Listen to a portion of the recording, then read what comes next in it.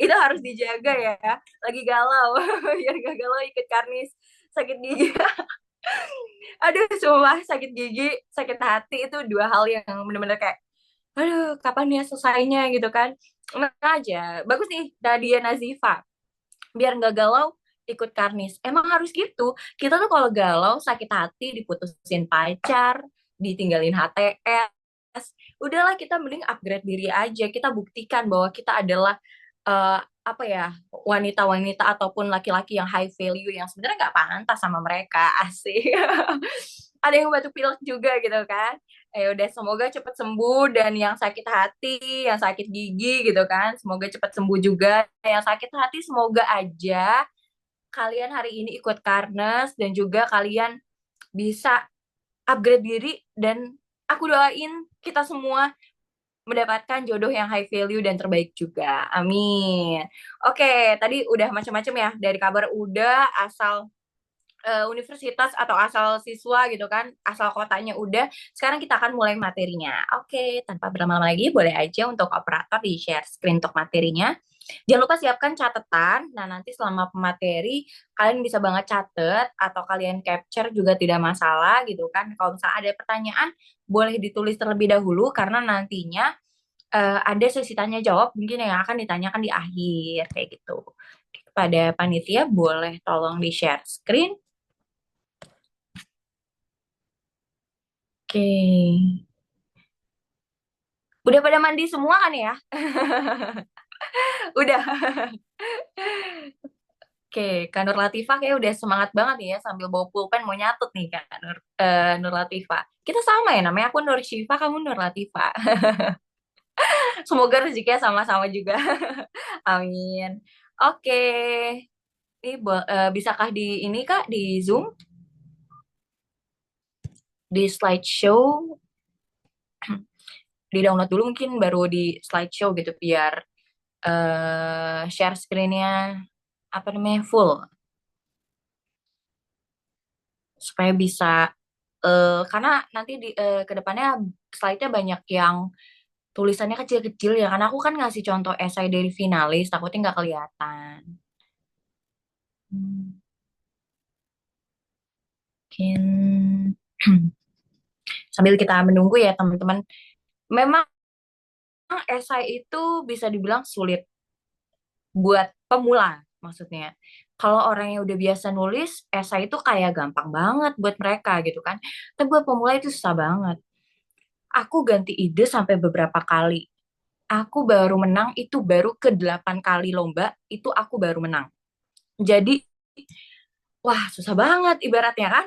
Aku udah di lomba yang ketiga, ibaratnya kita lomba esai itu kan banyak yang berbayar ya. Webinar banyak yang berbayar, segala macemnya tuh kayak banyak pengeluaran ibaratnya. Dan itu bener-bener aku rasain gitu kan. Ibaratnya banyak buat pengeluaran gitu kan, kalau misalnya kita gagal mulu juga, kalah mulu juga sayang gitu kan. Aku pernah di lomba ketiga tuh udah di fase galau banget, kayak ngerasa aku kayaknya emang nggak punya bakat deh di nulis gitu kan, kayaknya aku nggak cocok gitu kan buat nulis esai, nggak punya bakat. Karena dulu aku lebih bakat tuh di baca puisi, tuh aku suka banget gitu kan dalam baca puisi. Tapi ternyata setelah dirasa-rasa kok kayak aku tuh nggak boleh nyerah gitu kan dalam menulis esai ini, aku harus terus semangat gitu buat nulisnya. Sampai akhirnya ya udah, ketika itu udah di fase galau, ngerasa gagal mulu, aku coba kan apa sih yang salah sama esai aku. Ya salah satu langkahnya dengan evaluasi. Sebelumnya kan ada lomba tiga tuh yang gagal mulu, aku minta-mintain ke panitia, Kak tolong ya minta lembar penilaian gitu kan. Aku pelajari lah aku salahnya di mana segala macam, sampai akhirnya aku tahu formula yang baik menulis esai, dan inilah yang akan aku sampaikan nanti. Oke, langsung aja kita mulai, boleh di next lagi Kak. Oke, ada pepatah yang mengatakan tak kenal maka tak sayang. Perkenalkan aku Nur Syifa Nadia Suti, biasa dipanggil Syifa. Aku sebagai juri dan mentor esai ilmiah di berbagai universitas. Aku juga sebagai educational influencer di Instagram maupun TikTok. Kalau teman-teman udah ada yang follow aku ya di @nursyifa_nadia_stuti. Nah itu aku nge-share di Instagram salah satunya terkait dengan esai. Waktu itu sampai jadi ada beberapa video reels yang aku pin di Instagram. Itu yang teratas itu 3 juta views.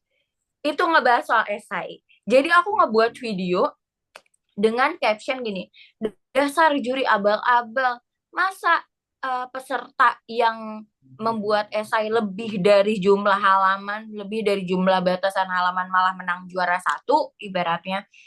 Harusnya kan didiskualifikasi karena nggak sesuai sama panduan, tapi kenapa malah dia yang menang gitu kan. Dan akhirnya banyak tuh yang ngomong gitu kan di komentar, emang esai itu gimana sih gitu kan? Kenapa mereka malah lolos, malah juara, padahal ngelebihin dari batasan halaman dan lain sebagainya.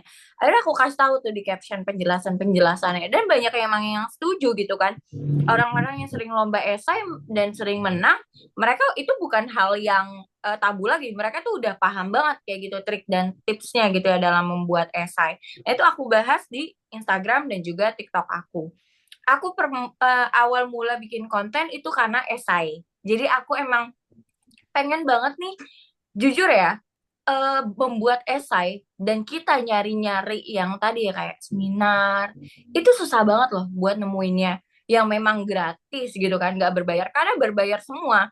Kalau nyari di buku, aku udah baca berbagai buku terkait dengan esai.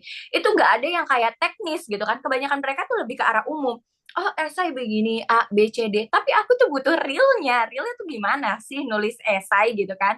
Bukan esai diri, bukan esai apa ya, emang bener-bener esai buat lomba tuh gimana. Nah, itu yang aku susah banget temuinnya. Dan akhirnya aku termotivasi buat sharing itu ke teman-teman di media sosial gitu kan. Yang mana itu ternyata bermanfaat juga gitu. Sama kayak sekarang aku ngisi ke teman-teman, yang mana itu juga bermanfaat gitu ya buat teman-teman semuanya. Aku sebagai mawapres utama UNJ di tahun lalu, sebagai duta WNJ juga dan duta Museum Listrik PLN.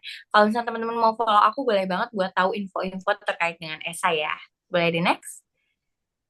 Kalau misalnya teman-teman mau, waktu itu kemarin aku ngejuri juga di salah satu universitas dan aku bilang tuh di Snapgram, kalau teman-teman atau teman-teman followers yang udah ngikutin lomba itu mau coba dapat evaluasi dari aku, boleh banget dengan DM aku, Kak nih aku ikut lomba esai ini, tolong nanti kalau kakak nilai sekalian kasih evaluasinya. Nah itu aku open banget gitu. Aku bahkan di saluran Instagram aku di channel IG itu aku suka kasih tahu nih aku juri di sini. Teman-teman yang mau evaluasi silahkan nanti aku buatkan evaluasinya kayak gitu. Biar nggak cuma nilai aja ya. Nah, selanjutnya kita akan pelajari dulu ya terkait dengan karya ilmiah karena dia ini masuk ke dalam apa ya, esai ilmiah ini masuk ke dalam si karya ilmiah gitu. Karya ilmiah itu sebagai apa ya, lingkaran besar terlebih dahulu gitu kan. Nah, dari definisinya sendiri ya, karya ilmiah ini adalah gagasan. Gagasan tuh artinya pendapat kita sebagai penulis yang memang harus ada pemecahan masalah. Jadi bisa dibilang kalau teman-teman nulis karya tulis ilmiah itu harus ada masalah yang diungkap. Nggak bisa ujuk-ujuk punya ide, nggak bisa ujuk-ujuk kita bikin karya tulis apa tanpa menyelesaikan suatu masalah gitu kan.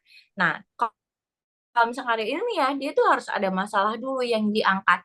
Nah, ini kebanyakan salah ya orang ya terkait dengan pemecahan masalah. Banyak yang mereka punya ide-ide bagus, tapi sebenarnya mereka nggak tahu mereka tuh sebenarnya menyelesaikan masalah apa sih gitu kan. Hingga akhirnya idenya tuh terlalu banyak. A, B, C, D. Tanpa dia tahu sebenarnya masalahnya tuh intinya di mana. Nah, aku lebih suka dan juri-juri yang lain, teman-teman aku juga lebih suka. Kalau misalnya masalahnya ini lebih didetailkan mendalam gitu kan.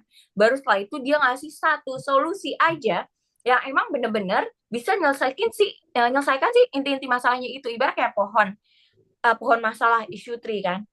Akar akar masalah itu di mana sih gitu kan. Nah, akar itulah yang kita cari solusinya.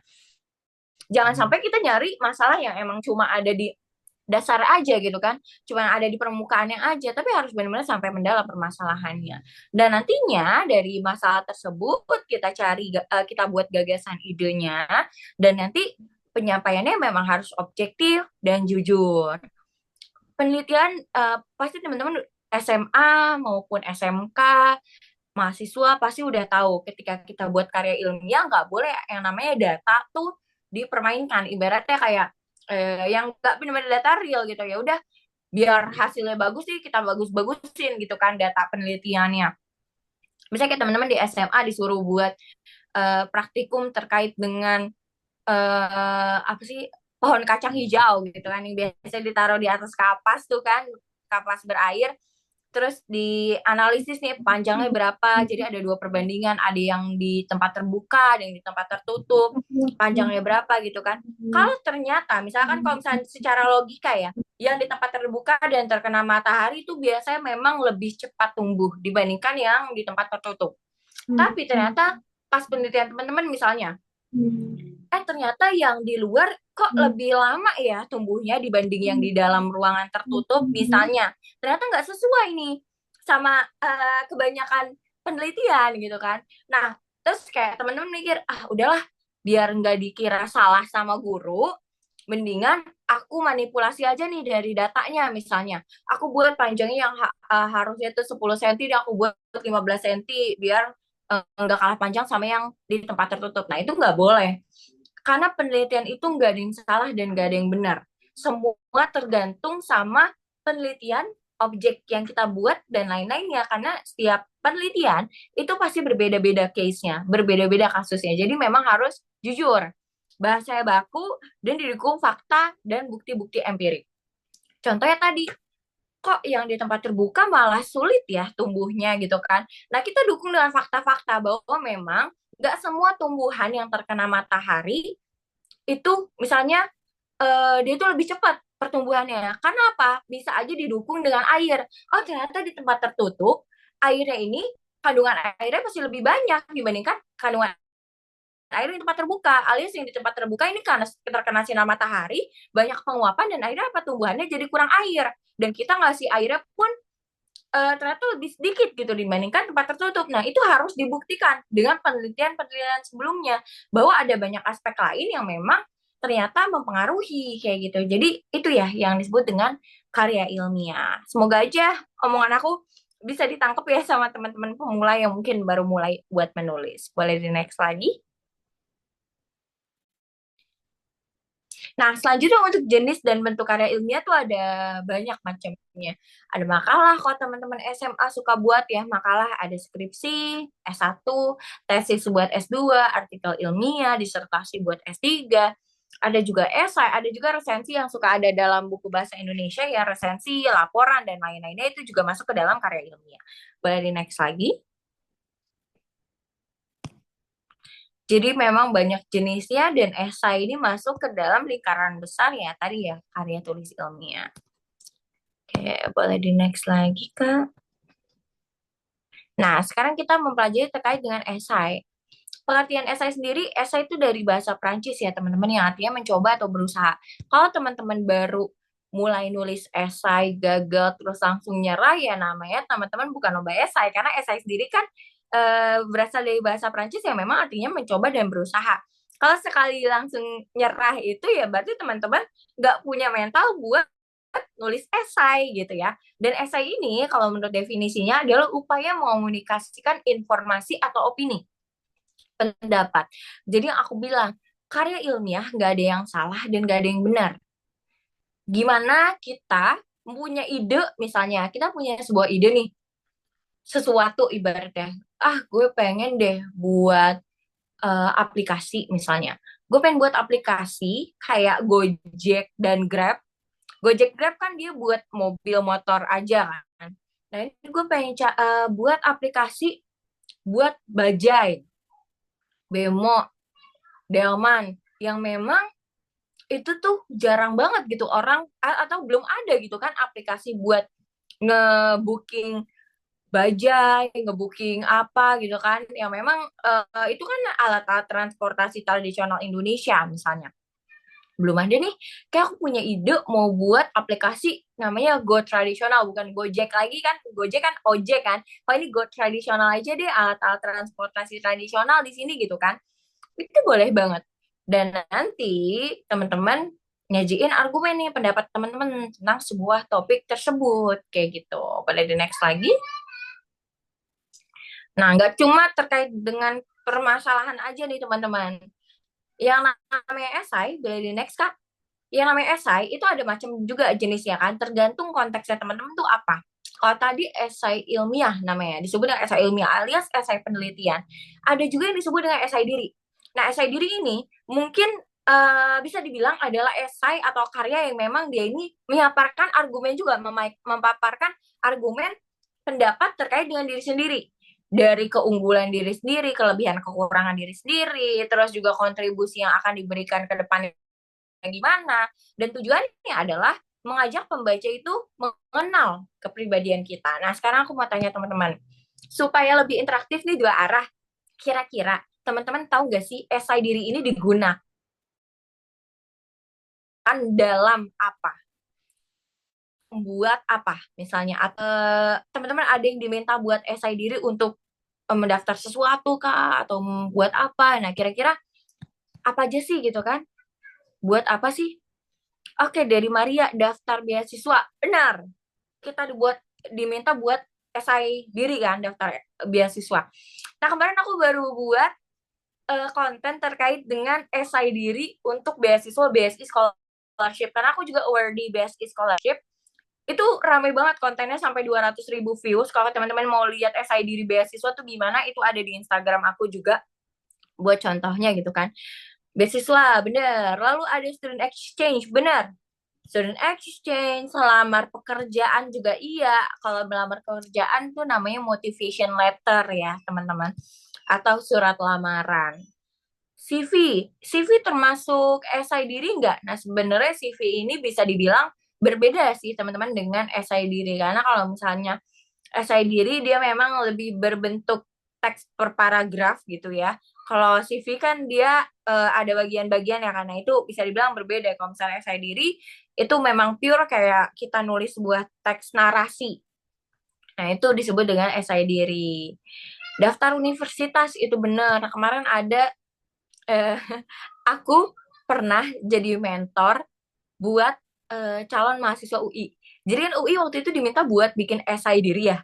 Akhirnya mentoring lah sama aku kayak 2 tahun yang lalu di 2022. Akhirnya mereka minta mentoring aku buat nulis esai diri buat daftar ke UI waktu itu. Padahal aku aja UNJ gitu kan. Tapi dia ngajarinnya ke aku. Nggak masalah sih gitu kan. Jadi emang yang namanya esai itu general bisa masuk kemana aja. Ibaratnya mau universitas mana, pekerjaan perusahaan apa, esai diri itu pasti ada gitu kan, sama aja.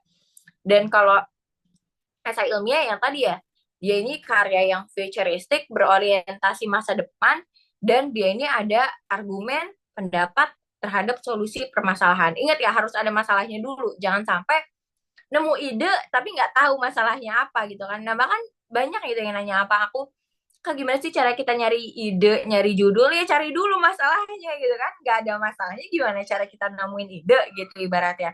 Makanya kadang ketukar-tukar nih, ide dulu apa ya, mau bikin ide apa ya. Harusnya nyari dulu masalah apa ya yang mau saya selesaikan. Yang memang belum terpecahkan gitu solusinya. Ada solusi-solusi sebelumnya yang memang bisa menyelesaikan masalah tersebut, tapi ternyata nggak kunjung selesai juga masalahnya. Nah, itu harus bedah tuh, kira-kira solusi apa yang terbaik yang bisa menyelesaikan masalah-masalah tersebut. Dan tujuannya adalah mengajak pembaca dalam hal lomba ini kan, juri kan, setuju gitu sama ide kita, bahwa ide ini memang yang terbaik gitu kan. Nah, itu harus disampaikan. Boleh di next?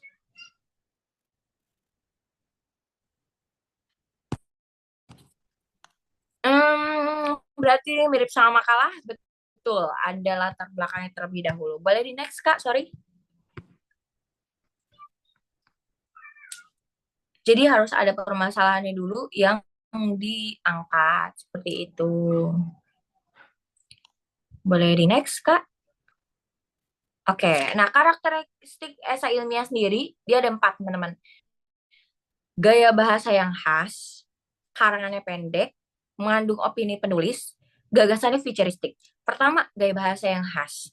Dia ini harus menarik dan menyenangkan ketika dibaca. Kenapa sih esai harus enak dibaca? Karena ibaratnya esai ini kan kita menyelesaikan masalah dengan solusi terbaru, imajinasi kita. Yang aku bilang, bedanya karya tulis ilmiah sama esai, KTI atau karya tulis ilmiah, itu kita harus nyiptain produknya. Misal, aku pengen punya ide aplikasi yang tadi ya, go tradisional. Kalau kamu buat KTI, itu di bab 4 dan bab 5, kalian harus implementasi ide. kalian harus buat aplikasinya. Kalau esai, nggak usah. Esai itu ibarat sebuah proposal. Kayak acara nih, ada proposal kegiatan, ada pelaksanaannya.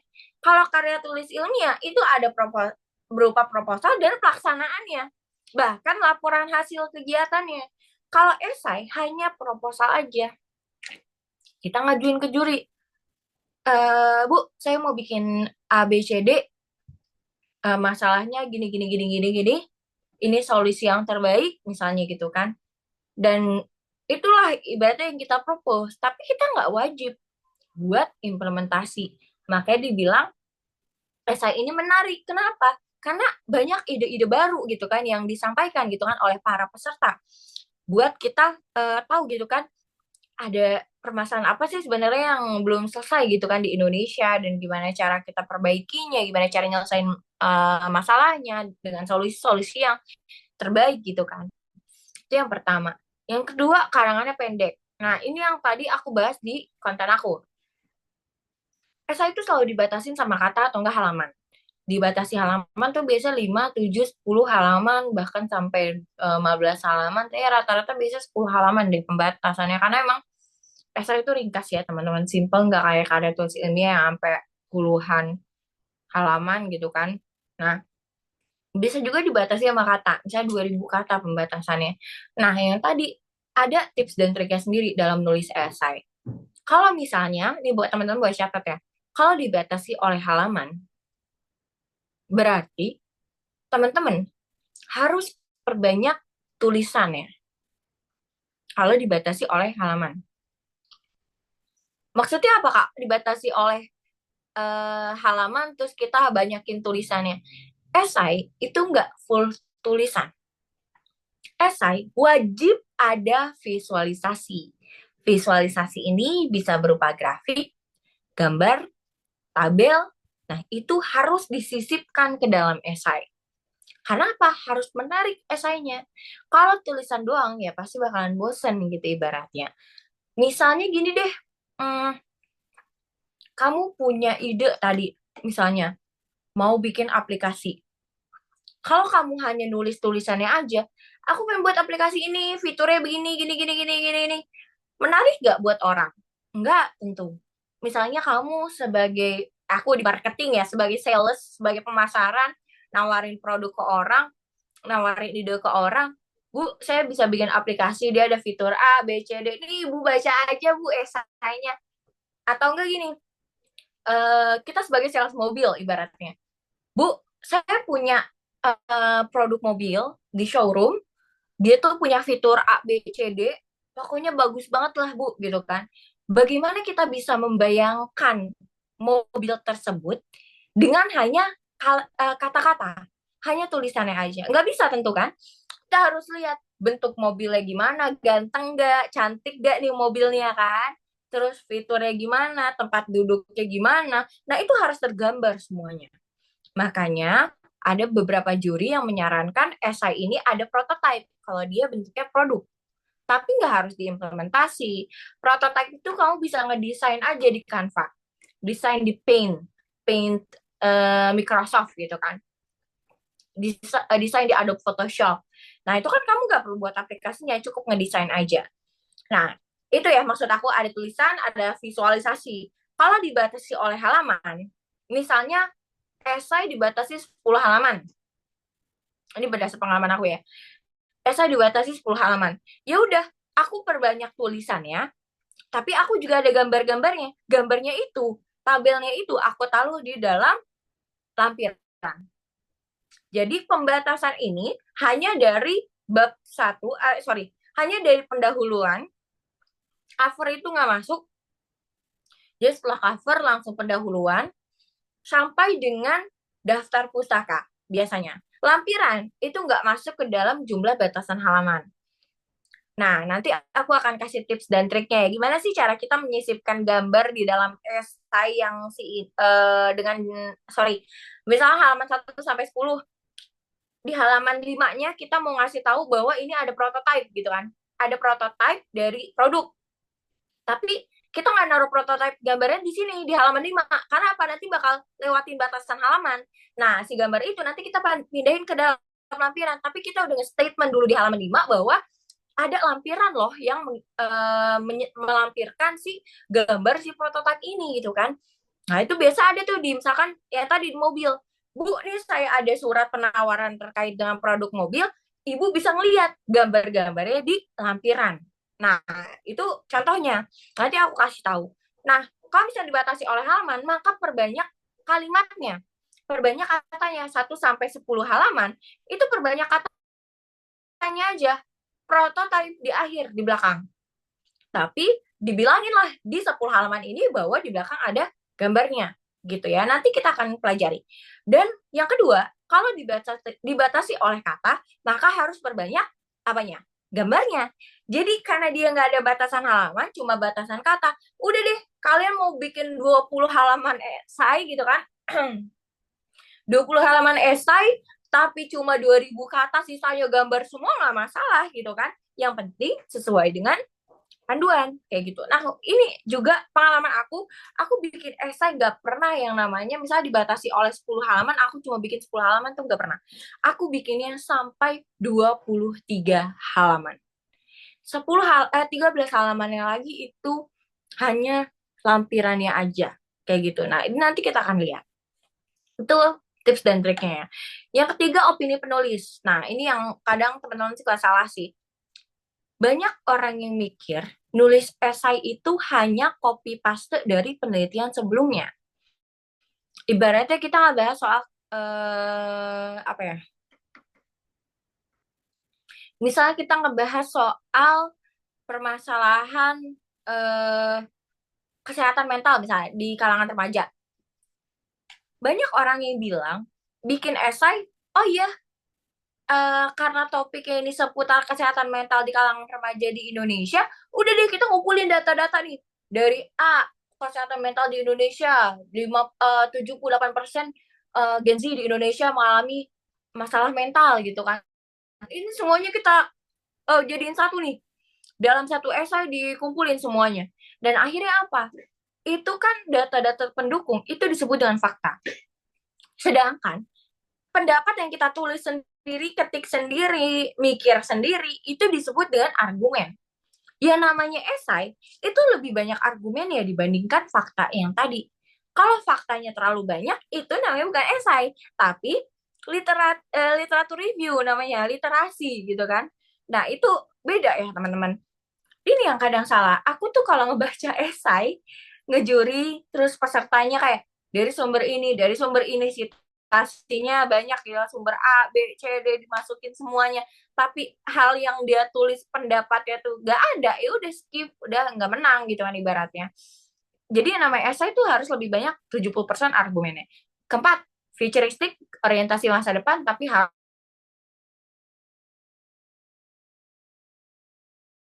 masuk akal.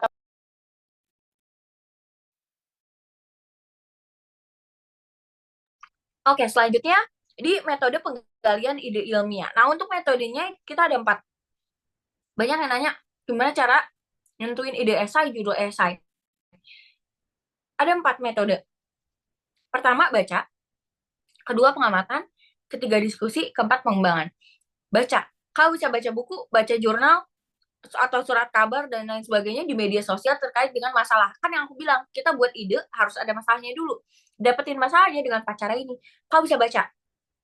Pertama, kalau kamu malas baca buku, malas baca jurnal ngapain sih gitu kan, apalagi baca berita gitu kan, males. Nah, sekarang banyak banget loh di media sosial platform-platform yang emang bahas suatu masalah. Contohnya Volkatif. Meskipun aku bisa dibilang ya, Volkatif ini dia kadang nyantumin penelitian yang memang sumbernya nggak jelas ibaratnya kan, entah dari mana tiba-tiba dicantumin gitu kan sama dia dengan title yang bagus gitu kan, dengan uh, desain hitam dan tulisan hitam dan background putih itu, dan banyak orang yang percaya gitu kan, padahal nggak semuanya kredibel. Tapi itu bisa jadi penggalian ide kalian. Kalian lagi nge-scrolling, misalnya tadi ya 93% jomblo jomblo lebih apa, jomblo karena jomblo misalkan dia punya pasangan misalnya. Nah itu kan sebuah penelitian yang sebenarnya kayak apaan sih gitu kan. Kadang banyak yang repost gitu kan karena relate sebagai jomblo gitu kan. Tapi ternyata bagus banget gitu kan. Dan itu bisa jadi sebuah ide. Jadinya kalian bisa bahas lagi gitu kan di ide-ide tersebut gitu kan. Kalian cari penelitian-penelitian yang terdahulu. Emang benar ya orang yang sendiri tuh lebih bahagia daripada orang yang punya pasangan. Itu kalian baca. Atau terkait dengan kesehatan mental itu juga kalian baca sendiri kayak gitu. Itu dengan baca. Yang kedua pengamatan. Alias kalian bisa pengamatan langsung ke wilayah terhadap suatu permasalahan. Aku waktu ngangkat ide terkait dengan lingkungan, aku ngambil tentang limbah plastik. Waktu itu, aku baca jurnalnya juga, aku pengamatan juga langsung. Aku lihat sampah plastik tuh di RW gue banyak gak sih gitu kan? Aku lihat. Bener, banyak banget. Ada botol, ada plastik buat kemasan minuman, segala macam. Banyak tuh. Akhirnya, yang ketiga, aku diskusi. Aku datang ke Pak RW, aku nanya, aku datang ke pengepul, pengepul tuh pemulung, itu aku tanya ke tukang sampah, aku tanya ke beras 1 liter buat mereka, biar mereka ngasih informasi aku buat penelitian, buat esai doang loh, padahal ibaratnya kan, itu benar sampai sedalam itu. Kenapa? Karena juri pun akan nanya sedalam itu. Seandainya juri nih nanya yang dalam banget, ya udah aku jawab aja sesuai penelitian yang pernah aku lakukan, ibaratnya yang pernah aku diskusikan gitu kan dengan orang-orang yang memang terkait. Keempat, pengembangan. Dari semua metode, yang paling gampang buat pemula adalah pengembangan, alias mengembangkan ide yang udah ada. Misalnya tadi ada aplikasi. Jujur aku aplikasi yang sampah plastik, limbah plastik ini, itu aku modifikasi ATM, amati tiru modifikasi dari aplikasi Belanda. Jadi kalau kalian pernah nonton Jerome Owen yang pacarnya Erika, itu aku ngeliat kan dia ada konten dia ngebuang botol plastik dan dia dapat voucher buat belanja ke supermarketnya di sana. Akhirnya aku lihat tuh alatnya gimana, mekanismenya gimana, aku cari penelitiannya, aku mengembangkan ide itu, aku implementasikan di Indonesia, ubah di Indonesia. Gimana nih kalau misalnya ide ini diimplementasikan. Dan itu juara satu menang di Universitas Negeri Semarang, UNES, kayak gitu. Jauh-jauh offline pula, aku presentasi depan juri, bawa piala gede banget dari Semarang ke Jakarta, ditaruh koper gitu kan. Itu karena pengembangan. Jadi kalau teman-teman sebagai pemula, bingung mau nyari ide apa, cari aja permasalahan. Mau angkat masalah terkait dengan pendidikan misalnya. Pendidikan Indonesia tuh nggak berkualitas karena apa? Kurikulum yang berubah setiap pergantian periode kepemimpinan presiden misalnya. Nah itu kalian cari-cari nih. Di luar negeri tuh kurikulum kayak gimana sih gitu kan? Sehingga mereka bisa jadi negara maju tuh gimana? Nah itu diimplementasikan aja di Indonesia. Kita cari itu. Jadi kadang bingung kan kita gimana ya cara kita menyelesaikan apa meningkatkan pendidikan berkualitas di Indonesia. Ya udah kita modifikasi aja dari negara-negara maju. Nah itu dengan pengembangan. Boleh next lagi. Ini waktunya singkat banget ya. Kayak kita sedikit-sedikit ya bahas ya. Sebenarnya kalau SI nggak cukup sejam 2 jam biasanya. Boleh next lagi. Next. Oke, selanjutnya struktur. Struktur ada 3, teman-teman. Teman-teman baca buku di internet ada 3. Pendahuluan, pembahasan, penutup. Pembuka, pembahasan, penutup. Ini selalu ada. Tapi, kenyataannya, struktur esai nggak cuma ada 3. Tapi, banyak. Kenapa aku bilang banyak? Karena banyak strukturnya ini, itu ada di pembahasan. Ibarat gini, ada buku. Buku mata pelajaran teman-teman ya di SMA. Itu ada yang namanya bab, ada yang namanya subbab, ya kan? Misalnya babnya makhluk hidup, subbabnya pertama membahas tentang manusia, subbab kedua membahas tentang 2.2 membahas tentang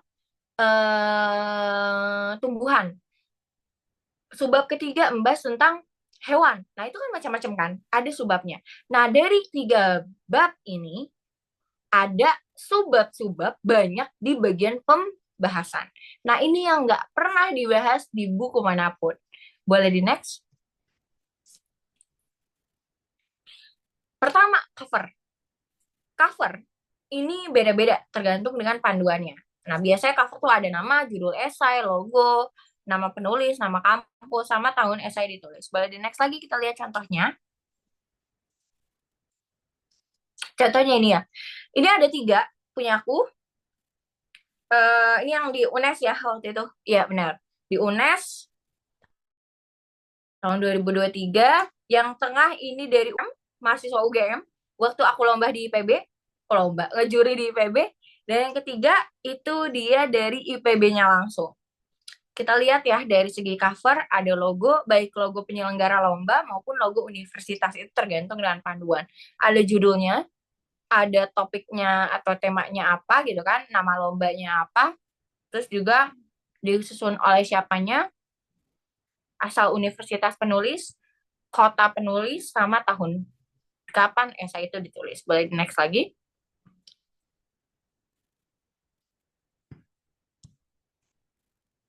Nah, sekarang pendahuluan ya teman-teman. Pendahuluan ada berisi latar belakang, tujuan, sama manfaat. Tipsnya, pertama, taruh quote sebelum pendahuluan. Kenapa disuruh taruh quote sebelum pendahuluan? Aku kasih tips ini nggak ada apa, bukan berarti nggak ada alasan. Waktu aku lomba di UNES, aku kan iseng-isengan, taruh aja kali ya quotes biar menarik di esainya. Kan biasanya kalau kita presentasi esai, itu paling enak tuh nggak langsung ke latar belakang, tapi harus ada pembukanya dulu nih. Nah, kita kasih quotes gitu kan. Ya, kalau dibilang sih kayak buat estetik, tapi nggak apa-apa lah ya, ditambahin aja. Aku cobalah tambahin quotes, tapi harus relevan. Kalau bahas limbah plastik ya limbah plastik, jangan sampai quotes-nya malah quotes yang lain gitu kan, yang bukan tentang limbah. Aku menulis quotes kalau nggak salah dari Dwi Winarno. Quotes-nya itu berisi gini, manusia tidak dapat hidup tanpa plastik. Maka plastik itu tidak bisa dimusnahkan. Nah, itu kalau nggak salah ya, kurang lebihnya. Dan si juri, ada 3 juri, satu jurinya cuma nanya gini, saya tertarik sama quotes kamu di esai, dan quotes kamu di PPT presentasi, kamu mengungkapkan manusia nggak bisa hidup tanpa plastik.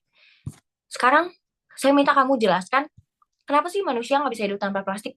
Dan akhirnya aku jelasin, plastik punya bahan yang memang anti air, yang memang mereka itu gak gampang rusak gitu ketika terkena air dan lain sebagainya. Itu aku jelasin. Jadi quotes dalam esai ini bisa jadi nilai plus karena nggak semua peserta pakai quotes. Yang pertama. Kedua, data dan fakta masalah. Karena pendahuluan ini latar belakang, kalian silahkan gitu ambil dari berbagai sumber. Pendapat kalian cuma sedikit doang di pendahuluan, nggak masalah. Ambil aja buat nguatin esai saya teman-teman.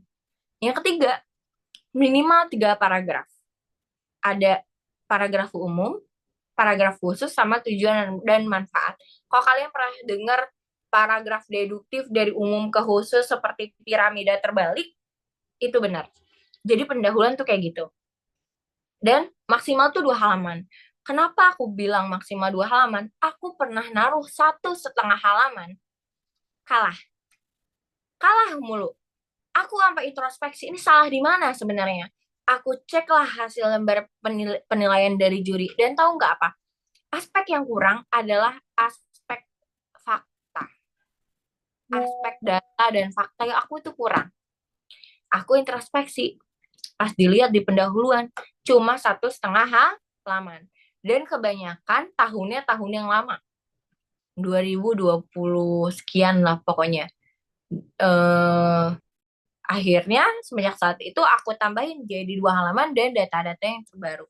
Makanya aku kasih resep 2 halaman, pas, nggak lebih, nggak kurang. Boleh di next. Oke, selanjutnya untuk contoh-contoh dari pendahuluan, ini yang esai aku ya, teman-teman bisa capture buat belajar. Judul kan sebenarnya udah ada di cover kan, cuman aku udah bilang, cover itu nggak masuk jumlah batasan halaman. Jadi, biar juri nggak repot-repot juga buat nge-scroll atas lagi terkait dengan judul teman-teman apa, teman-teman tulis lagi judulnya di halaman kedua yang bagian pendahuluan. Teman judul esainya apa, namanya dan universitasnya apa, dan quotes-nya. Nah, ini dari Dwi Winarno ya, yang tadi aku bilang. Nah, itu harus dituliskan. Nah, di sini aku bahas masalah umum terkait dengan sampah, definisinya tuh apa. Karena ibaratnya aku mau bahas sampah plastik kan. Bahas sampah plastik, pasti sebelumnya aku bahas masalah umum dulu kan. Sampah plastik itu lingkaran besarnya apa sih? Sampah. Dia masuk ke dalam kategori sampah anorganik. Nah, aku bahaslah terkait dengan masalah umumnya di paragraf pertama. Aku bahas masalah sampah. Sampah itu definisinya apa, berapa jenis, ada anorganik, ada organik. Baru setelah itu di paragraf kedua aku bahas masalah khusus, yaitu bahan plastik, yaitu sampah plastik tadi. Baru setelah itu aku angkat nih masalahnya. Tapi banyak loh plastik-plastik yang memang sampah plastik yang belum terkelola dengan baik gitu kan. Nah, itu aku taruh di paragraf ketiga, di tujuan dan manfaat. Jadi aku kasih penelitian buruknya, data-data bahwa banyak banget sampah plastik di Indonesia, dan dengan itulah saya ingin buat esai yang berjudul apa, dengan tujuan apa, manfaatnya apa. Nah, itu di paragraf ketiga. Boleh di next lagi.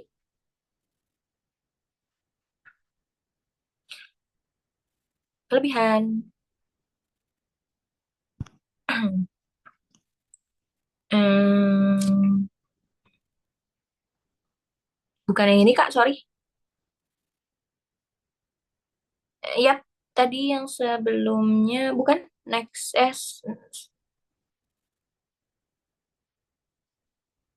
contoh yang kedua buat eh, es pendahuluan.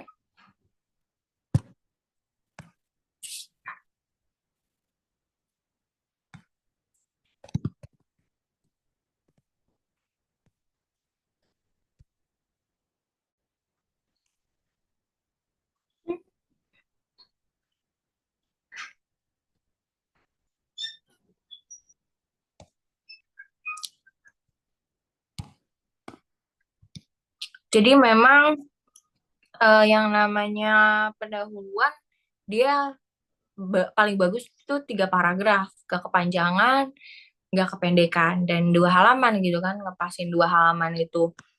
Jadi memang harus pas gitu, nggak boleh kurang, nggak boleh lebih, dan harus 3 paragraf. Karena dari macam-macam esai itu rata-rata 3 paragraf yang bagus, yang menang ya. Dan ini yang kedua contohnya, dia yang tadi dari UGM ya, atau dari IPB ya, aku lupa. Dia punya inovasi namanya PARAP atau pestisida anti rayap sampah plastik. Plastik juga yang diangkat. Dan juga BioKB, bio baterai sampah kulit buah. Jadi dia ambil listrik dari kulit-kulit buah. Dia ada 3 paragraf, teman-teman. Di masalah umumnya, dia ngebahas terkait sampah, sama kayak aku. Yang kedua, dia ngebahas terkait dengan sampah plastik dan juga limbah cucian beras, gitu kan.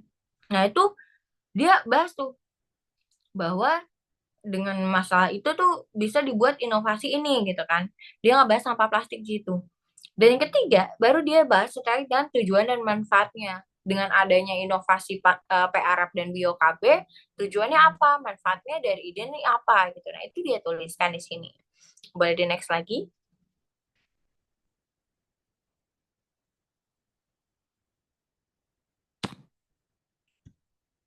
Nah, ini yang IPB. Tadi yang UGM. IPB dia ini food waste, limbah juga tapi makanan. Dia ngebuat pelet buat ikan, pelet makanan ayam, ikan. Nah, itu dari limbah makanan manusia. Dia buat 3 paragraf juga, masalah umum dia bahas limbah makanan, masalah khusus ya dia bahas soal ini ya, food waste yang belum terkelola dengan baik gitu kan. Nah, setelah itu di tujuan dan manfaatnya dia ngasih tau lah dengan permasalahan tersebut, dia ngajuin ide apa dengan tujuan apa. Di sini menekan tingginya timbulan food waste di Indonesia. Itu tujuan dan manfaatnya. Boleh di next lagi.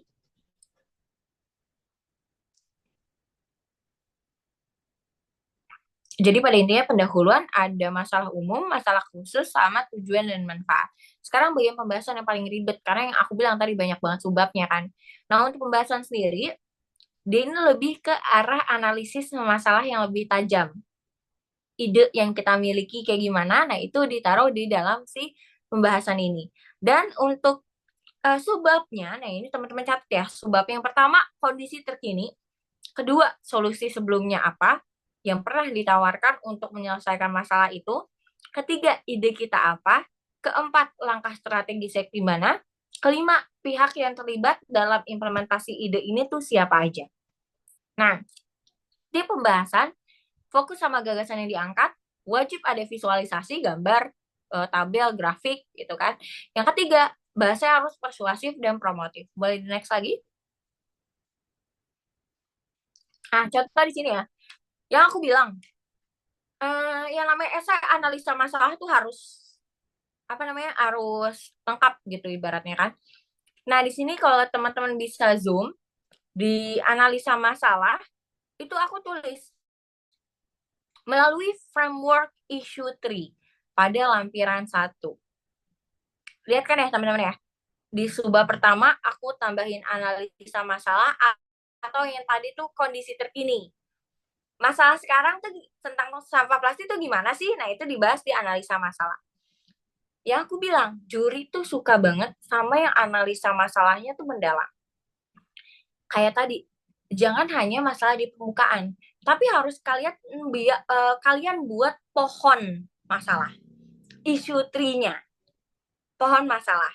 Nah, di sini aku tulis, karena isu tri itu bentuknya visual alias gambar, karena kalau misalnya di pembatasan halaman, yang tadi aku bilang, jangan naruh gambar banyak, atau yang terlalu besar. Akhirnya aku taruh pada lampiran. Nah, caranya nih ya, biar juri tahu bahwa ada gambar ini di lampiran, ditulis di sini gini. Melalui framework issue 3 pada lampiran 1, dapat disimpulkan bahwa apa? Kalau misalnya ada prototype, tulis aja melalui prototype pada lampiran 2 dapat disimpulkan bahwa gitu kan. Ide ini punya beberapa fitur bla bla bla bla bla. Nah, itu kalimatnya. Yang kedua, solusi yang pernah ditawarkan. Yang namanya masalah, nggak semuanya ini masalah yang baru dan nggak pernah ada solusi sebelumnya. Pasti pernah ada solusi, tapi memang nggak menyelesaikan masalah. Makanya butuh solusi yang lebih baru nih buat nyelesain masalah itu. Dan di sini, solusi yang pernah ditawarkan, aku bahas soal peraturan pemerintah dan lain sebagainya yang pernah ditawarkan, tapi ternyata solusi-solusi tersebut tidak bisa menyelesaikan permasalahan. Pada akhirnya saya mengusung ide yaitu plastic cycle. Baru itu masuk ke subbab yang ketiga, yaitu ide kita apa. Dijelasin plastic cycle itu apa. Terus di subbab selanjutnya mekanismenya gimana. Nah ini ada prototype, aku tulis di lampiran 2 dan lampiran 3. Nah ini dijelasin. Makanya aku bilang, fakta 30% kalian ambil data penelitian itu cuma ada di pendahuluan dan di pembahasan, tapi bagian analisa masalah dan solusi yang pernah ditawarkan aja. Sisanya itu gagasan kalian buat sendiri. Ibaratnya, Kak, aku pengen bikin aplikasi, tapi aku kan nggak tahu. Kak, aku pengen buat alat, tapi aku kan nggak tahu mekanismenya gimana segala macam. Ya pelajarin. Kalian ATM, amati, tiru, modifikasi. Ada nggak alat serupa sebelumnya yang kayak kamu? Itu benar-benar harus dipelajarin gitu idenya. Jangan sampai kayak, misalnya gini deh, kalian datang ke juri, bilang, Bu, saya bisa loh buat mobil terbang. Saya jago lah buat mobil terbang. Apakah juri langsung percaya? Tentu tidak. Apa buktinya kamu bisa buat mobil terbang kan? Oh, saya punya prototipenya, Bu. Nanti dia ada fitur A, B, C, D, nih gambarnya. Ibu bisa lihat sendiri. Nah, saya bisa buat mobil terbang ini. Dengan kemampuan saya A, B, C, D. Nah, itu dijelasin semua dalam esai. Ibaratnya, ketika kamu buat esai, gak ada benar, gak ada salah. Semua sesuai dengan kemampuan kamu, gitu kan? Sesuai dengan ide kamu. Kamu mau bikin ide mobil terbang, kayak mau bikin ide apa, silahkan. Nah, sedikit menyampaikan cerita. Waktu itu, kalian, teman-teman ada yang tahu nggak ya, Parja atau Parlemen Remaja yang ada di SMA? Dan itu diambil cuma 1 orang per provinsi. Singkat cerita, aku pernah mentoring ke salah satu anak mahasiswa, siswa yang mau daftar Parlemen Remaja dengan buat esai inovasi. Waktu itu, topiknya adalah apa ya? Meningkatkan kesadaran lalu lintas di kalangan remaja. Itu temanya. Aku tanya, kamu udah buat esainya? Udah kak, silakan kirim. Kirimlah dia. Taunya apa? Dia ngebahas yang ada di Blogspot, yang ada di internet. Oh, meningkatkan kesadaran lalu lintas di kalangan remaja. Pertama, di sekolah adanya kurikulum. Kedua, ada polisi yang ngejaga. Tiga, apa gitu kayak ini general banget. Karena apa? Solusi yang kamu tawarkan terlalu banyak dan ini general. Nggak wah. Coba kamu bikin sebuah produk buat aplikasi. Kak, tapi aku nggak bisa bikin aplikasi. Belajar, desain. Karena apa? Kita nggak perlu buat aplikasinya. Kita cukup desain aja di Canva. Aku pun menang lomba esai. Fun fact-nya, aku cuma buat di Paint. Paint yang ada di Microsoft Word, yang manual gitu kan, bikin kotak yang manual, bikin diwarnainnya juga manual, tinggal pencet-pencet doang gitu kan.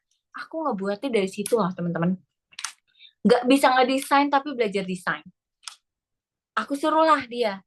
Sekarang gini deh, menurut kamu, kalau kamu nih sebagai remaja disodorin esai bentuknya kayak gini, tertarik gak? Enggak. Nah, kamu aja nggak tertarik gitu kan? Buat remaja apa sih yang bikin mereka tertarik? Produk gitu, layanan apa yang bikin anak remaja tertarik? Aplikasi kak, biasanya kita suka banget main game gitu kan. Nah, kita kita buat aplikasinya aja. Kita buat aplikasi tentang lalu lintas supaya meningkatkan kesadaran. Jadi bermain sambil belajar. Oh iya, iya juga ya kak. Iya benar, kita buat itu. Fiturnya apa aja silahkan kamu yang mikir. Mau bikin fitur games kah? Maksudnya mau fitur gamenya terkait dengan tebak-tebakan kata kah?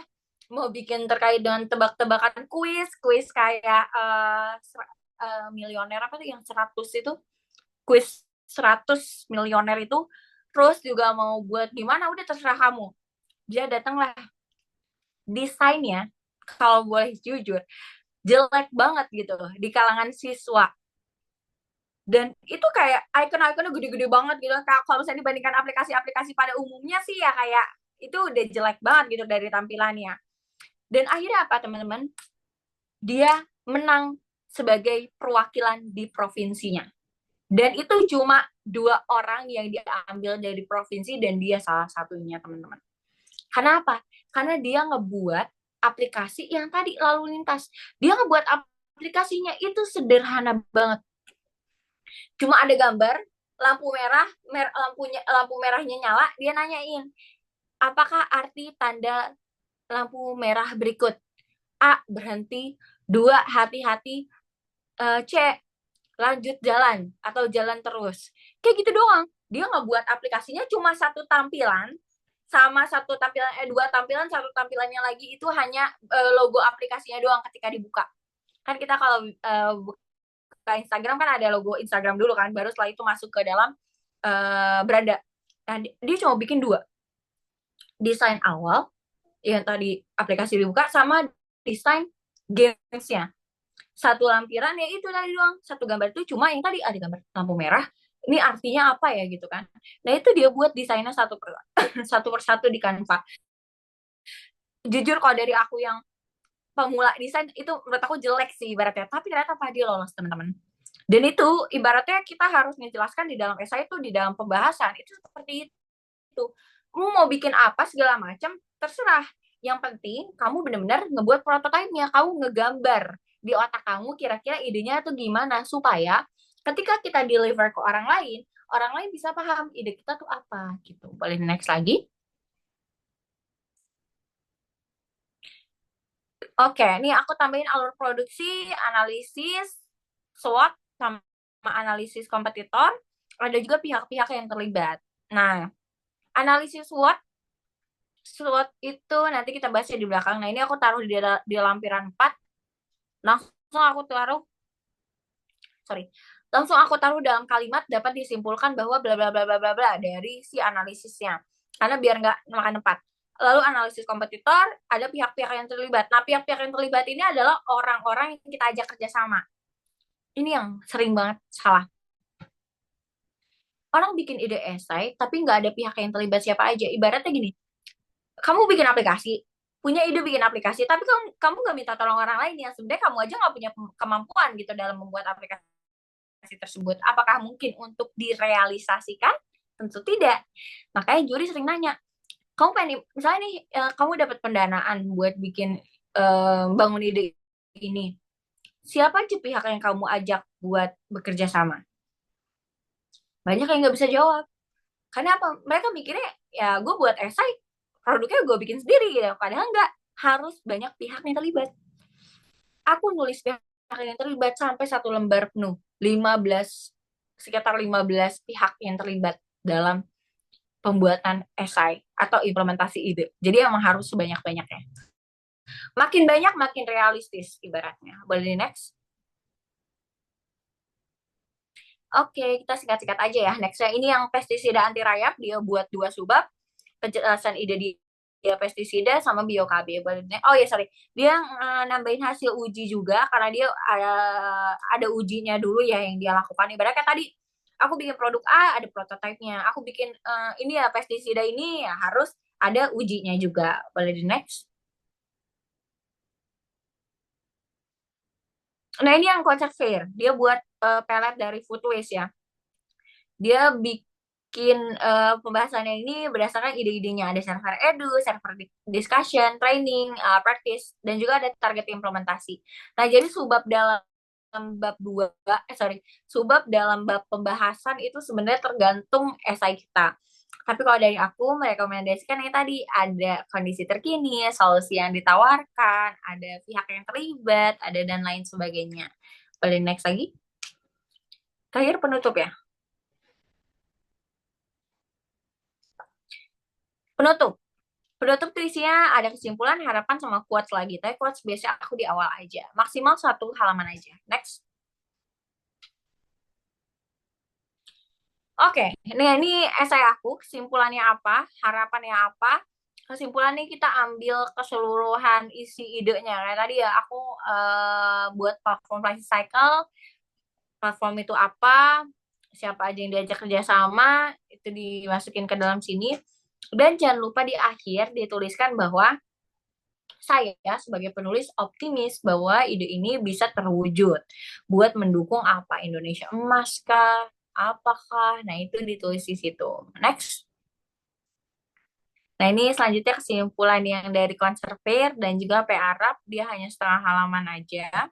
Dia ada kesimpulan dan saran. Next.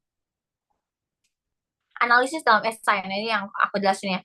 Ada SWOT, teman-teman cari aja di Google ya. Strength, weakness, opportunities, sama threat. Nah, alias dari ide teman-teman kelemahannya apa, kelebihannya apa, kekuatannya apa, peluangnya gimana di pasaran, dan juga ancamannya apa gitu kan. Kayak misalkan aku buat aplikasi tadi ya yang kata kita donasi sampah botol plastik dan kita dapat poinnya. Nah, di situ kekuatannya adalah banyak orang yang bakalan kekuatannya adalah banyak limbah plastik di Indonesia. Orang yang memakai si limbah plastik ini, ya itu sebagai kekuatan. Threat-nya adalah ancaman dari luar.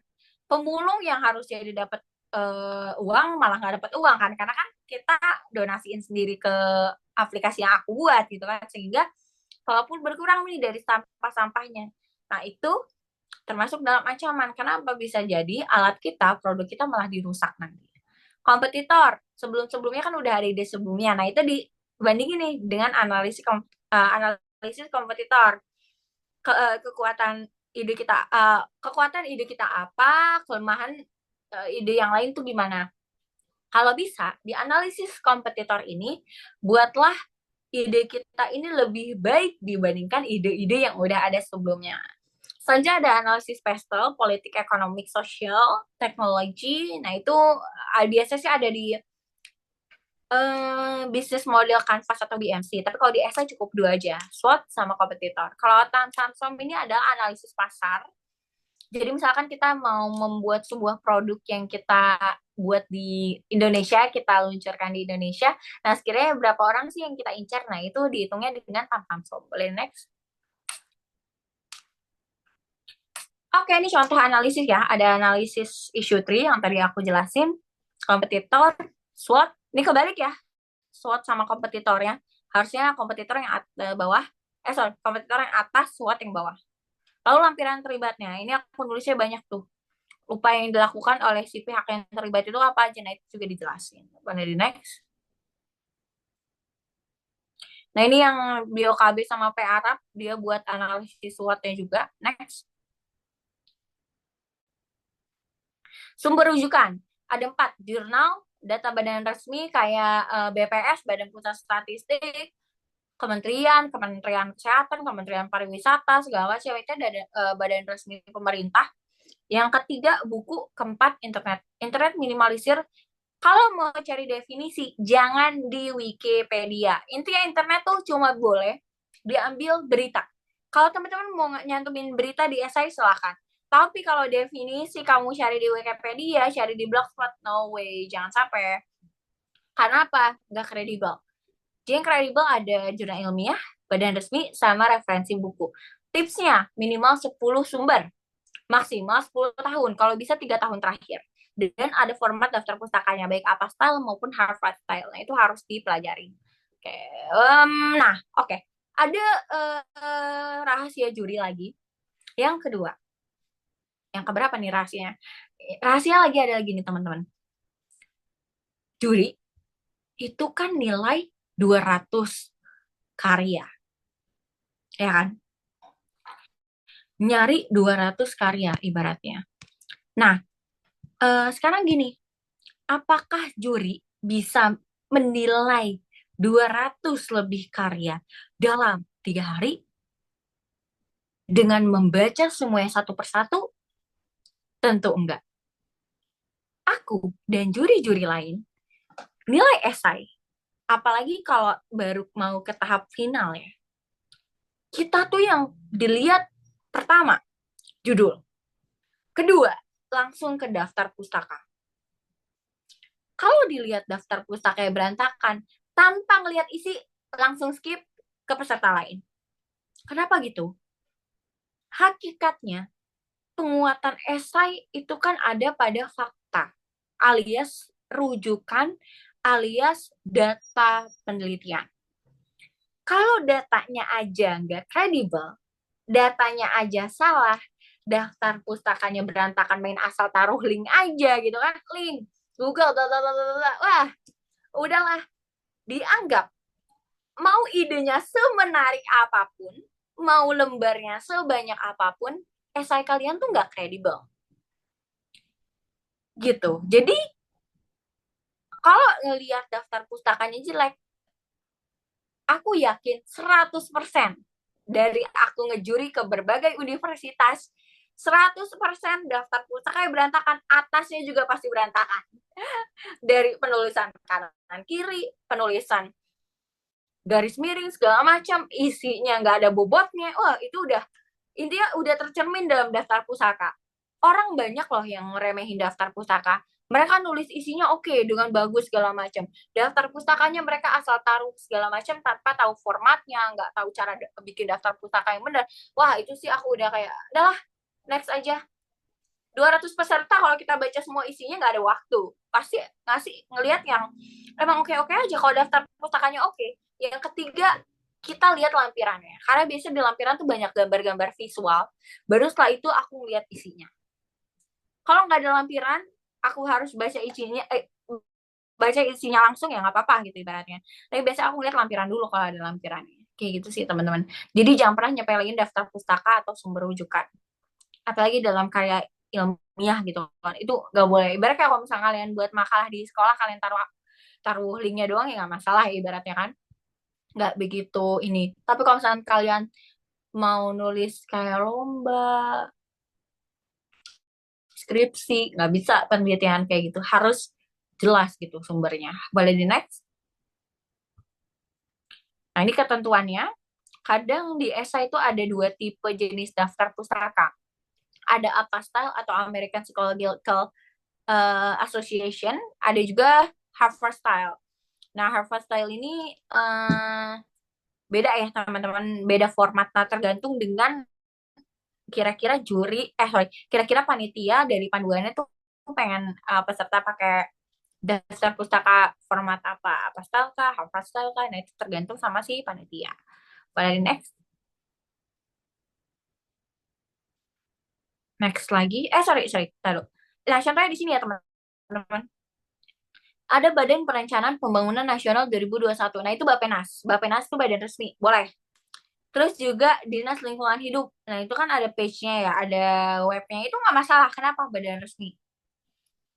Terus sisanya apa nih? Jurnal-jurnal semua. Nah, ini yang bagus ya teman. Oh, boleh di sebelumnya kah? Slide sebelumnya? Yang punya aku. Nah, enggak ya. Setelahnya lagi. Sorry. Next lagi. Nah, next lagi. Dan tadi Bappenas ya, badan eh, yang resmi pemerintah. Next lagi.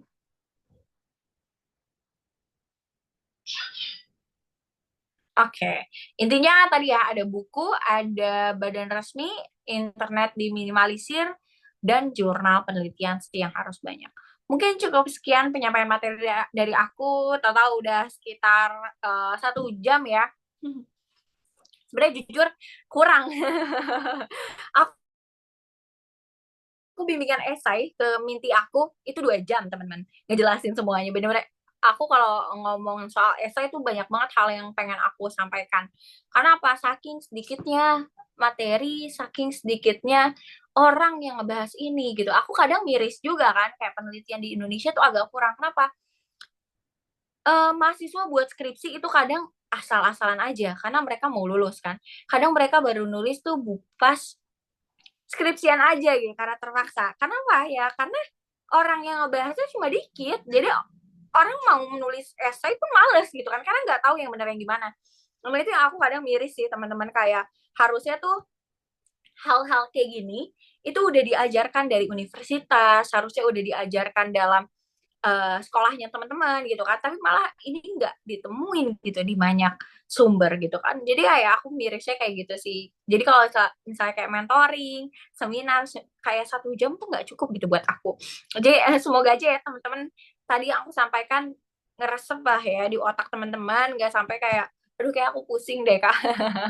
Jadi gak mau lomba esai karena susah. Jujur emang esai susah itu sih, maksudnya kalau buat kalian yang pemula nggak bisa nulis itu berat banget. Tapi dari aku, saran aku, lebih baik konsistensi daripada quantity. Maksudnya gini, nulis esai 10 halaman itu berat. Jadi, jangan dihabiskan dalam 1 hari. Fun fact-nya, ketika aku dulu ngebuat esai, 1 hari, cuma 1 paragraf aku tulis teman-teman.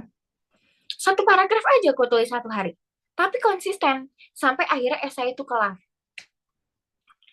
Aku pas nulis esai 1 bulan baru selesai semuanya, nggak masalah. Tapi yang aku bilang, kita tuh mau lomba esai kan, jangan nyari lombanya dulu, karena kalau nyari lombanya dulu kita akan terburu-buru, nggak maksimal.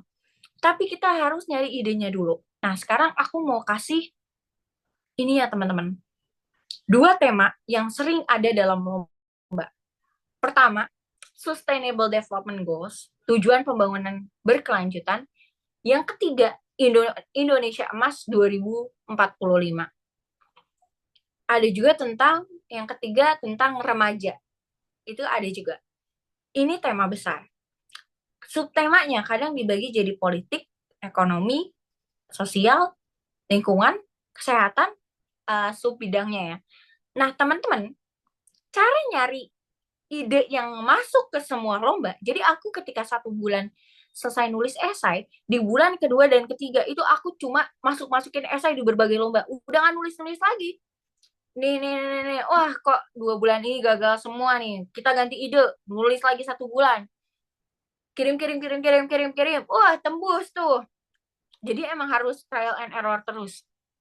Jadinya waktu itu eh, aku mikir kayak emang benar yang namanya esai itu nggak bisa kita nyari lomba dulu barunya nulis esainya, tapi nulis esainya dulu yang memang masuk ke semua tema. Yang tadi 2 tema tuh ya, 3 tema ini, remaja atau Gen Z, yang kedua itu tadi Indonesia Emas sama SDGs, Sustainable Development Goals.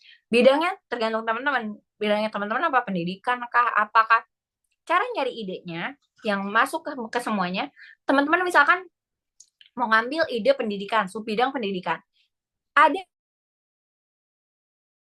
SDGs nomor 4, pollution atau pendidikan yang berkualitas. Kalian lihat poin-poinnya apa aja sih sebenarnya yang mau ditingkatkan pendidikannya di Indonesia atau di dunia ini apa gitu di SDGs-nya ini. Nah, kalian cari masalahnya lah di Indonesia. Misalkan terkait dengan kualitas pendidikan, kurikulum yang fasilitas fasilitas pendidikan yang tidak merata misalnya. Kalian carilah penelitian-penelitian uh, kualitas pendidikan di Indonesia nggak merata tuh kenapa sih segala macamnya. Nah, kalian carilah idenya. Jadi ketika ada tema-tema misalkan kayak Indonesia Emas, sedangkan kalian buatnya berdasar SDGs kualitas pendidikan. Nah, di Indonesia Emas itu juga ada loh poin pendidikan berkualitas. Kalian cari aja di Google pendidikan berkualitas Indonesia Emas. Nanti jadinya ketika lomba kalian tinggal ganti-ganti aja. Misalnya dengan tujuan meningkatkan sustainable apa mencapai sustainable development goals. Nah, itu nanti diganti. Kalau temanya Indonesia Emas ya udah mencapai Indonesia Emas 2045. Jadi tinggal bolak-balik aja, diganti-ganti aja dari judulnya. Kan judulnya tadi aku adalah Plastic Cycle, Platform Waste Management Sampah Botol Plastik demi dalam meningkatkan Sustainable Development Goals. Nah, nanti judulnya Sustainable Development Goals aku ganti jadi Indonesia Emas 2045. Jadi kayak gitu sih biasanya buat ngakalinnya. Mungkin cukup sekian penyampaian materi dari aku. Semoga bisa bermanfaat karena yang aku sampaikan daging semua dan catat ya teman-teman. Mungkin yang mau PPT-nya boleh banget nanti minta aja ke grup panitia ya. Nanti aku akan kirimkan ke panitia. Terima kasih. Wassalamualaikum warahmatullahi wabarakatuh. Waalaikumsalam warahmatullahi wabarakatuh. Wih, luar biasa sekali materinya Kak Syifa. Sangat informatif serta inspiratif. Semoga para peserta di sini bisa mendapatkan manfaat dan mendapatkan pembelajaran. Pasti teman-teman udah pada penasaran atau ingin bertanya lebih lanjut ya? Nah, kita buka untuk 3 penanya.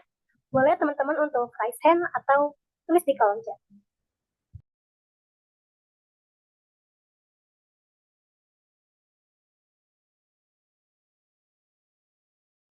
Boleh teman-teman yang mau tanya-tanya seputar esai, langsung aja raise hand atau enggak tanya di kolom chat. Karena kalau di luar ini pasti susah gitu buat nanya langsung sama aku ya. Karena jujur bukannya sombong tapi emang kesibukan aku banyak banget. Aku pusing gitu kerjaan aku banyak di kantor. Ngurus skripsi juga dan lain-lain gitu kan. Jadi mumpung aku di sini teman-teman mau tanya silahkan gitu ya. Jangan takut atau jangan malu-malu. Daripada nanti nyesel kan kalian nggak bisa nanya lagi gitu kan.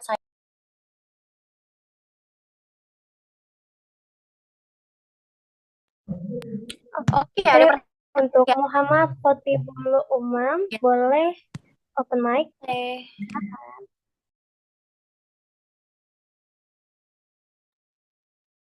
Ah, ah, izin bertanya Kak ya. Ya, silakan.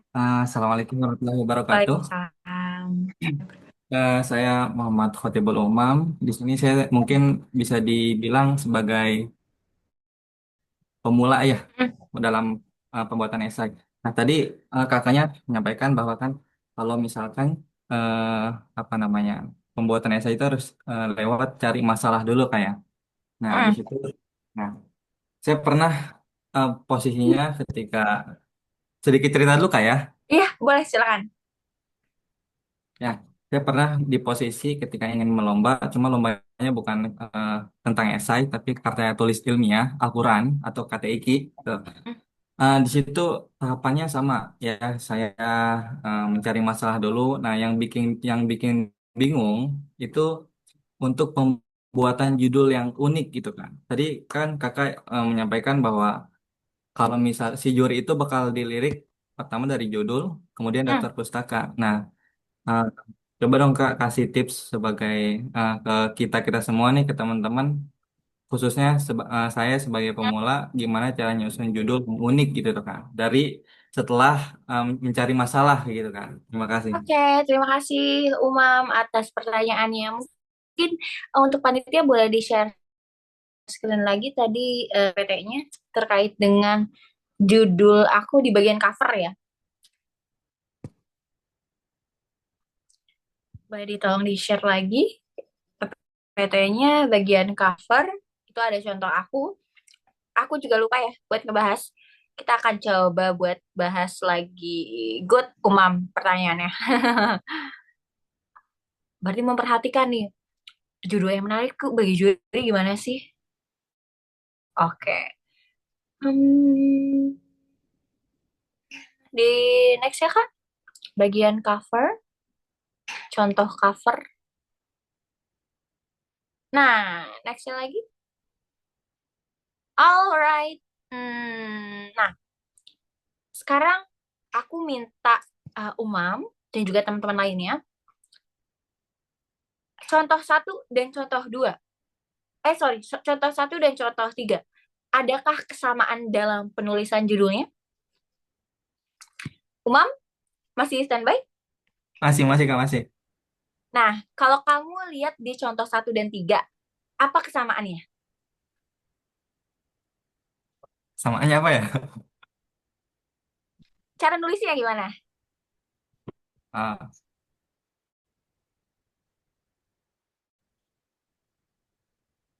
Contoh satu dan tiga judulnya. Dari penulisan kalimatnya aja deh. Udah nangkap belum, Umam?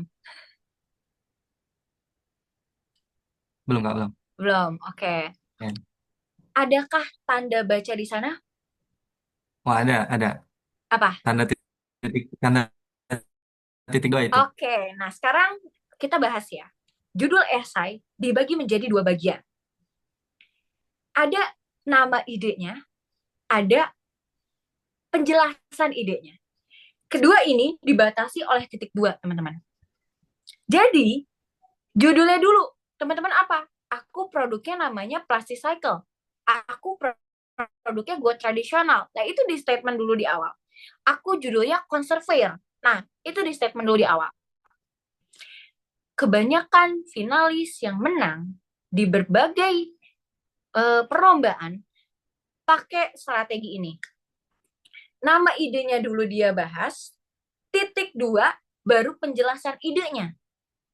Aku, Plastic Cycle, platform waste management sampah botol plastik dengan implementasi konsep ekonomi sirkular dalam mendukung Indonesia Emas 2045. Yang ketiga, contoh yang ketiga, conserve pemanfaatan food waste sebagai pellet feed berbasis participatory learning dan action guna menekan tingkat pencemaran lingkungan di tingkat desa. Nah, untuk yang nama ide sama titik dua udah aman ya, Mam ya. Sekarang kita cari yang penjelasan ide setelah titik dua. Penjelasan ide setelah titik dua, kalian bahas dulu yang pertama. Bentuknya apa? Platform kah? Atau bentuknya gimana gitu lah? Idenya apa? Seputar apa? Kalau aku kan sampah botol plastik kan. Sorry, aku kan platform waste management atau manajemen limbah. Kalau konsep ini adalah pemanfaatan food waste. Sebagai apa? Pellet feed, pellet. Berbasis apa? Berbasis participatory learning. Kalau aku berbasis apa? Konsep ekonomi sirkular. Jadi penjelasan idenya berbasis apa nih? Kira-kira dari berbagai teori yang ada. Misalnya kayak teori kesehatan. Itu kan dia ada konsep-konsepnya sendiri. Atau dari pendidikan. Biasanya pendidikan tuh ada yang namanya taksonomi Bloom.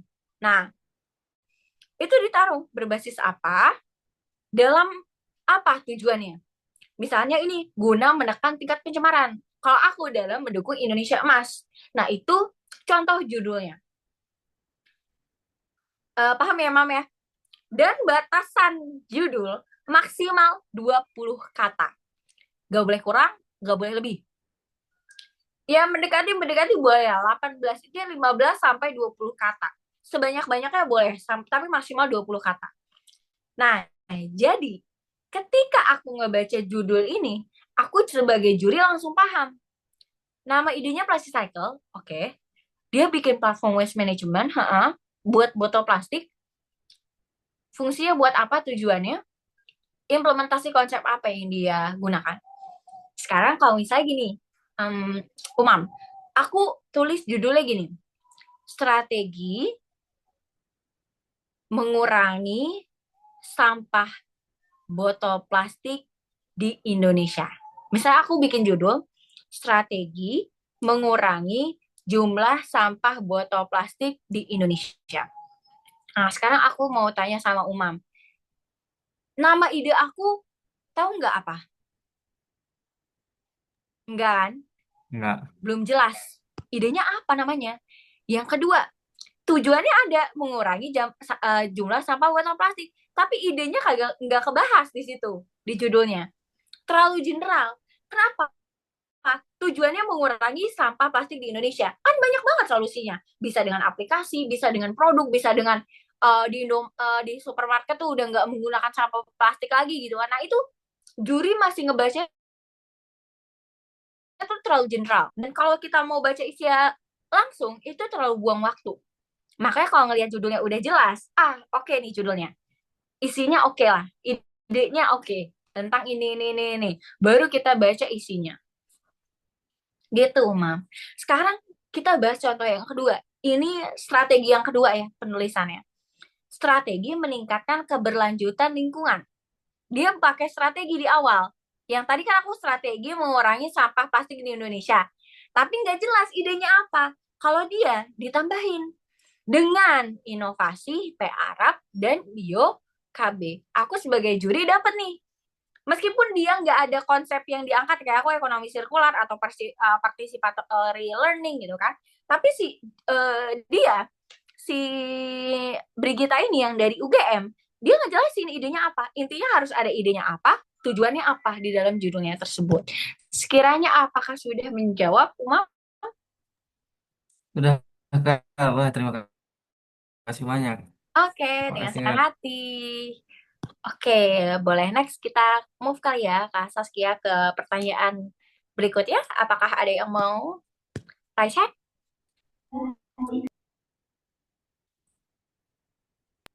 Oke, Penambahan aku coba bacain di ini ya, di kolom chat. Jurnal biasa lihat dan akses di mana? Google Scholar. Kalau mau lebih gampang, download aplikasi Publish or Perish di Microsoft. Itu diinstal. Biar dapat jurnal sekaligus. Tapi kalau mau nyari satu-satu, Google Scholar. Um, Kalau misalnya mau minta koreksi, boleh nggak? Boleh di DM ya. Atau kalau misalnya di IG aku kan dia ada emailnya. Nah, itu dikirim aja ke emailnya.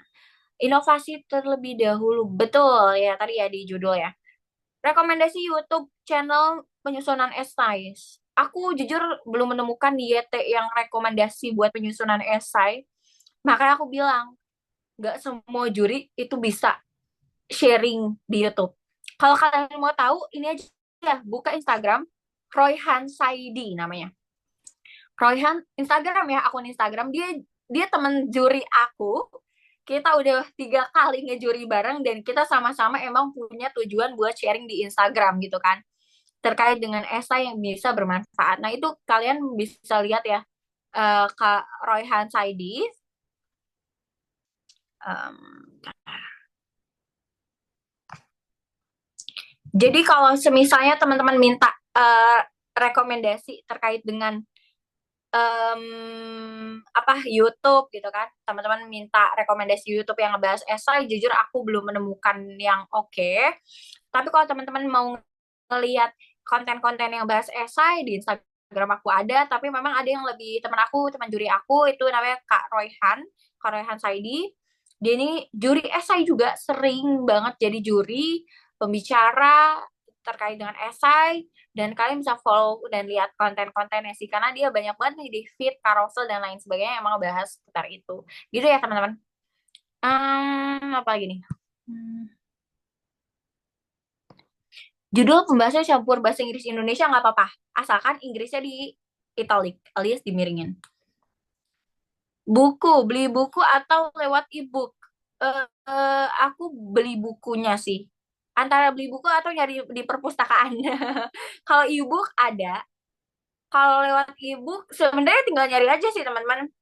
Buku lingkungan gitu, buku pengelolaan sampah plastik PDF. Bisa aku tambahin kata PDF di search-nya. Jadi nanti ada dari Research Gate kah, ada dari mana gitu yang kita bisa akses bukunya secara gratis, itu juga boleh banget. Oke. Gimana Kak Saskia? Apakah sudah cukup untuk sesi tanya jawabnya, Kak?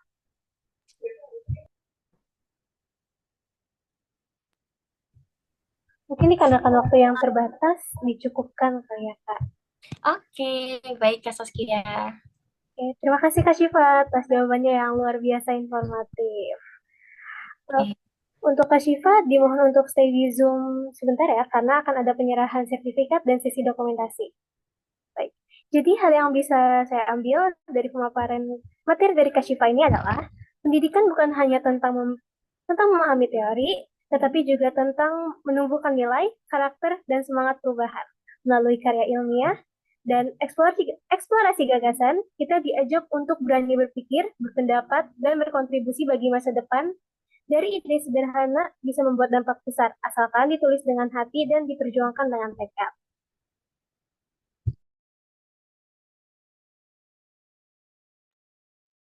Baik, selanjutnya adalah sesi dokumentasi dan penyerahan sertifikat kepada pemateri. Untuk kakak operator, boleh ditampilkan sertifikat untuk Kashifo.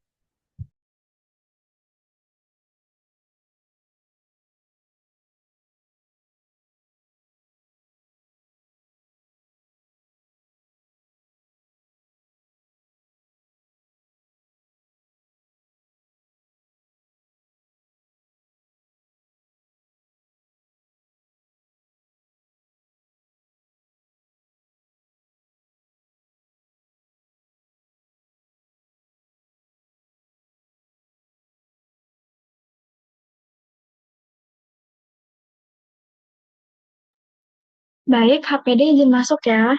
Untuk sesi dokumentasinya bisa dimulai.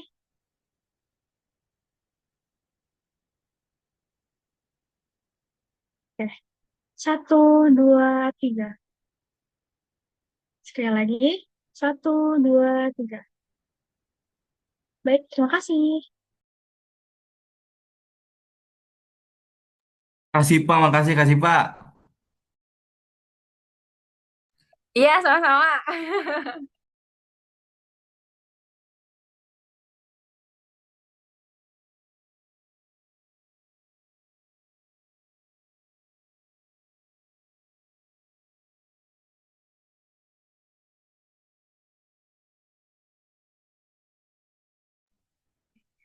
Baik, untuk Kashifa, sertifikat fisik serta plakatnya akan menyusul ya, Kak. Terima kasih banyak kepada Kak Nur Syifana Diastuti atas materi yang luar biasa. Semoga apa yang kita pelajari hari ini bisa menjadi bekal untuk mulai menulis esai dengan lebih percaya diri. Terima kasih juga kepada seluruh peserta yang sudah antusias mengikuti seluruh rangkaian acara pada hari ini. Saya Saskia Nur Maulidia, selaku moderator webinar nasional 2025 FWP UNJ, pamit undur diri. Mohon maaf jika ada kekurangan dalam memandu acara ini. Wassalamualaikum warahmatullahi wabarakatuh. Waalaikumsalam warahmatullahi wabarakatuh. Oke, terima kasih banyak sekali lagi kepada Kak Syifa selaku pemateri yang sudah memberikan materi yang sangat-sangat insightful ya Kak Gilda ya. Excited banget kita sambil dengerin kayak kapan ya kita praktek.